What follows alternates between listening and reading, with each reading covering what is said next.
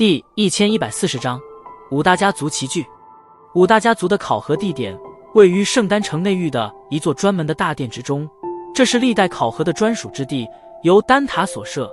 由此可见，丹塔对这五大家族考核的看重。这种考核并非是秘密举行，而是半公开性质。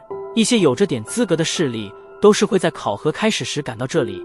五大家族的位置可时刻被无数人惦记着，因为谁都知道这是进入丹塔高层的捷径。只要攀附上了丹塔这棵大树，势力名气也定然是会一夜暴涨。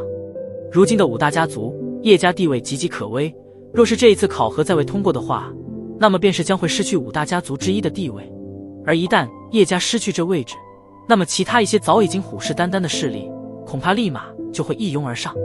因此很多想要混入丹塔高层的势力，皆是会对这所谓的五